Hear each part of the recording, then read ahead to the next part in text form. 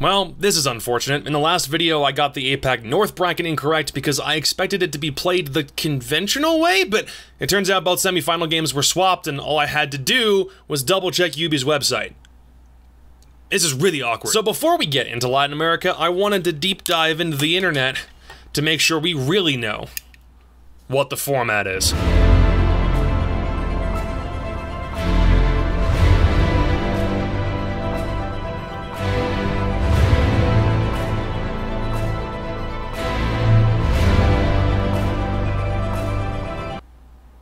Yep, it's double elimination.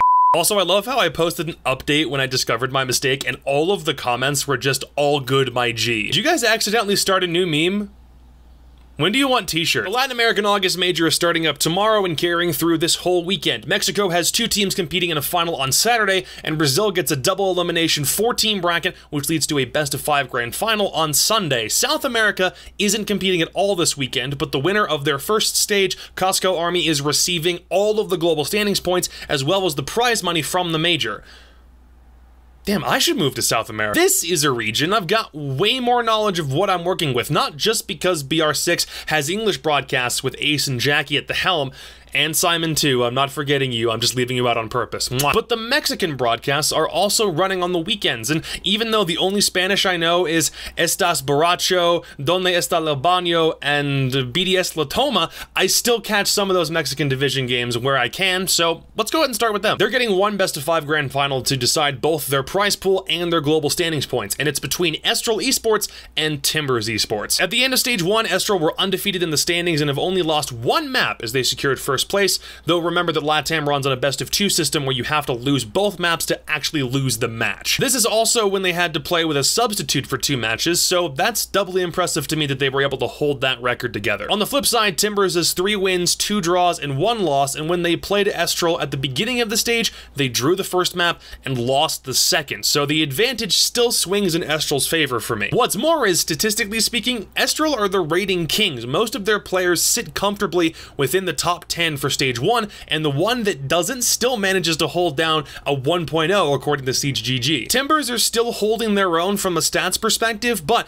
they don't sit as high as Estral, so when you combine all of those factors together and add in that Estral has been playing North American teams in scrims, and from what I hear putting up pretty fierce fights, I think they emerge from Mexico, winning the mini-major and setting the precedent for what we can expect from that country moving forward. But I know the real reason you're here is Brazil, which is interesting considering the meme I owe most of my career to was based on BDS beating a Brazilian team.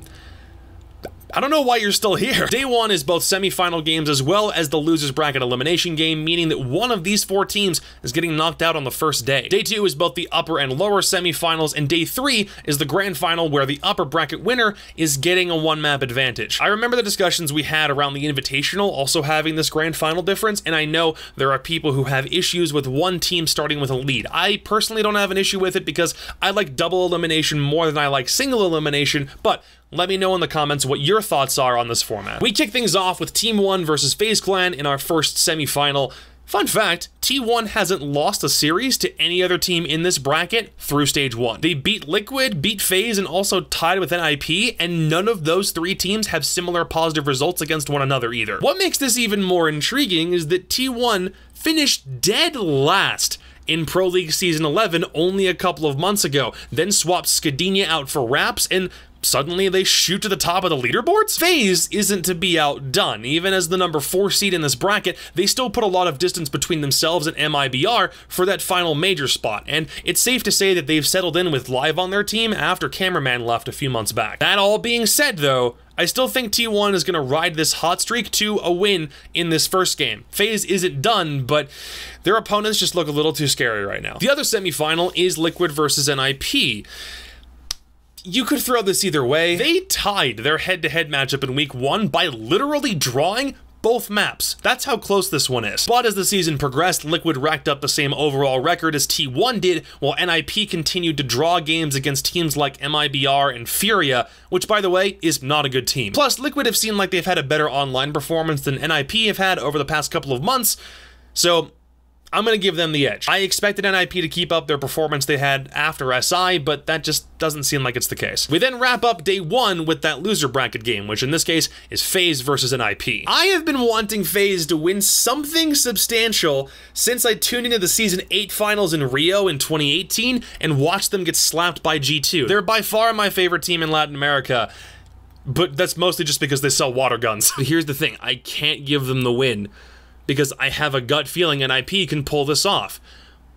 Can I use that as justification? I don't know if I can. I think NIP wins, but I'm gonna be rooting against this one hard because I really dislike the idea of FaZe going out in 2 straight series. That just doesn't sit right with me. So then, we move to day 2, and starting with the upper bracket final between T1 and Liquid, and this one kind of depends on how both teams' previous games go to help set the momentum, because one of them is getting stopped slightly. Here's a fun fact. When you go this deep into a bracket, it becomes a lot harder to make predictions because the upper bracket final is where you would pick the team who would have won the whole thing if this had been a single elimination tournament. Here's my upset pick. Despite Liquid losing their head-to-head matchup with T1 by both maps, I'm gonna predict Liquid on this one. Then T1 beats NIP in the lower bracket finals, faces Liquid again in the grand final, but because Liquid have that 1 map advantage, I think they hold their own, and I think they beat T1 2 times in the same weekend. It's still a gut feeling, I know, but I honestly believe that this T1 Liquid grand final is going to happen regardless.